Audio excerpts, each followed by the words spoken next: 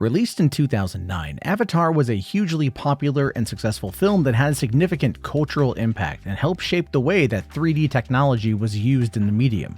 The film was praised for its groundbreaking special effects and immersive 3D technology, and it became the highest-grossing film of all time. That is until it was surpassed by Avengers Endgame in 2019, only to usurp the throne once again in 2020 due to a Chinese re-release during the COVID-19 pandemic.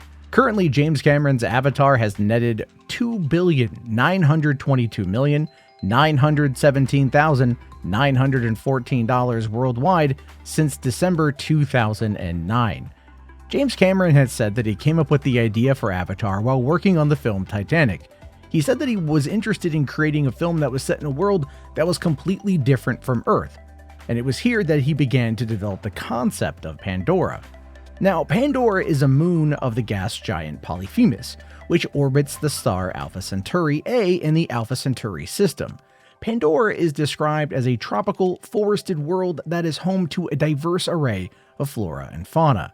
Pandora is a world that is a rich ecosystem and a complex web of interconnected lifeforms. The planet is inhabited by the Na'vi, who are portrayed as being deeply connected to their environment and the natural world, and they have a strong spiritual connection to their planet and its lifeforms. They also view themselves as being part of the larger ecosystem while they worship their god Ewa. The Na'vi are not a technologically advanced society and are shown to be skilled hunters and warriors, but they also value harmony and balance in the natural world.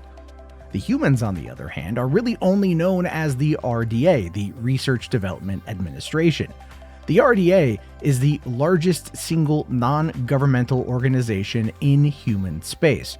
Its power is such that it outmatches most of Earth's governments in wealth, political influence, and military capability. The RDA has a monopoly on rights to all products shipped, derived, or developed from Pandora and any other off-Earth location. They are on Pandora to collect and mine unobtainium. Unobtainium is described as a rare and valuable mineral that is highly sought after for its unique properties. It is depicted as being almost weightless and possessing unique properties that make it ideal for use in a variety of applications, including the construction of advanced technologies. Upon its release, the film's depiction of the fantastical alien world and its themes of environmentalism as well as cultural imperialism resonated with many viewers and sparked widespread interest in the film. The movie's success also led to a variety of merchandise, including toys, clothing, video games, and even a theme park attraction at Walt Disney World. There's a saying that goes, never bet against James Cameron, and Avatar proved it, and Avatar: The Way of Water, which is in theaters right now, is also continuing that trend. But what about the cultural impact of the film? Often there is massive criticism that this movie is just a carbon copy of Dances with Wolves or Ferngully. However, both of those movies carry themes that are in line with what James Cameron was trying to say with Avatar. Dances with Wolves is a 1990 Western directed by, produced by, and written by Kevin Costner. It stars Costner as John Dunbar, a Union Army lieutenant who travels to the American frontier to find a military post, and becomes increasingly sympathetic to the plight of the Lakota Sioux tribe, with whose land he's stationed on. The film follows Dunbar's experiences with the Lakota tribe, including his own growing friendships with the tribe's leader, Kickingbird, and a white woman who was raised by the tribe, Stands with a Fist. As he learns more about the tribe and their way of life, Dunbar becomes torn between his duties to the U.S. Army and his loyalty to the Lakota people. And Ferngully, The Last Rainforest, came out in 1992. It's an animated film about a group of fairies who live in the rainforest and their adventures trying to save their home from being destroyed by humans. My point here is that many films share themes and general plot points. This isn't uncommon. But when it comes to Avatar, this seems to be the massive issue for some people, and one that they simply can't get past. However, some critics out there have argued that its themes of environmentalism and cultural imperialism were heavy-handed. Others pointed out that the film's portrayal of the indigenous Na'vi people were problematic and perpetuated the harmful stereotypes about indigenous cultures. Cameron has talked about this, and he said that the Na'vi were actually inspired by a number of indigenous cultures and traditions from around the world. He has specifically cited that the Maori people of New Zealand and the Haida people of the Pacific Northwest as inspirations for the Na'vi. He has described the Na'vi as being a blend of these and other indigenous cultures, and he has said that he was inspired by the spiritual connections and respect for the natural world that are often found in these cultures. But when it comes to the criticism of cultural imperialism, it's kind of difficult to say exactly how Cameron feels because he hasn't really provided a specific definition for the term.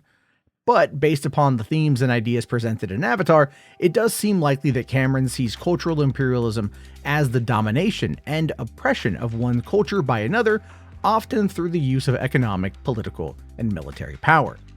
In Avatar, the human characters are portrayed as representing a culture of imperialism as they seek to exploit the resources of Pandora and the indigenous Na'vi people for their own benefit. The film explores the consequences of this imperialism, including the destruction of the environment and the resistance of the Na'vi people against the humans' attempts to exploit their world while Earth itself is dying. However, there's no real denying that Jake Sully is the John Dunbar of this movie. But rather than Tom Cruise in The Last Samurai, he's more of a stand-in for the audience versus just a white guy putting on a clothing or a particular piece of face paint. Some viewers and critics have argued that Jake Sully could be seen as a white savior character, as he is depicted in helping the Na'vi and ultimately becoming a leader among them. But others have argued that the film does not rely on the white savior trope, as Sully is not portrayed as being inherently superior to the Na'vi, and he ultimately comes to understand and respect their culture and way of life. Overall, the extent of which Jake Sully can be seen as a white savior character is simply up to the audience and their interpretation, and of course is always a matter of debate and one that should be had when discussing the cultural merits of this film. While the story of Avatar does have its detractors, I think one area of the film that absolutely had a cultural impact was in regards to its groundbreaking 3D technology. Avatar was a trailblazer in the use of motion capture tech to create fully digital characters. This technology allowed the filmmakers to capture the performances of the actors and translate them onto digital characters in a more realistic and expressive way than had previously been possible. The film's use of motion capture technology was widely praised and has been credited with popularizing the use of this technology in film. In addition to its use of the motion capture tech, Avatar also made use of other advanced special effects techniques like the creation of fully digital environments and the use of 3D compositing.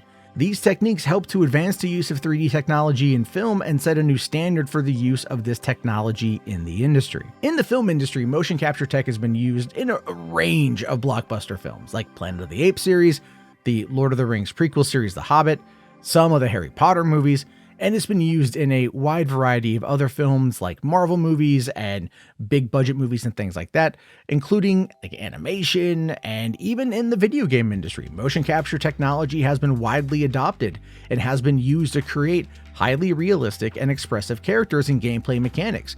Many popular video games, including the Assassin's Creed franchise, the Uncharted series, and as well as The Last of Us, have made use of motion capture technology to create immersive and realistic experiences for players. And that technology has only advanced in the past 13 years, which was on full display in Avatar: The Way of Water, further proving that on just like a tech level, the first Avatar was a real trailblazer, and that does add to cultural significance for the film. But another way that the movie had a cultural impact is in the long-lasting pop culture discussion about box office. And as I previously mentioned, the film does hold the top spot in the worldwide box office, and while its sequel may not top it, there's no denying that James Cameron knows how to entertain, engage, and please audiences. Overall, Avatar from 2009 did have a significant cultural impact, and continues to be widely known and an influential film in pop culture. Its groundbreaking use of technology as well as the box office success did help to shape the way 3D technology was used in film and contributed to the explosion of 3D films in the industry.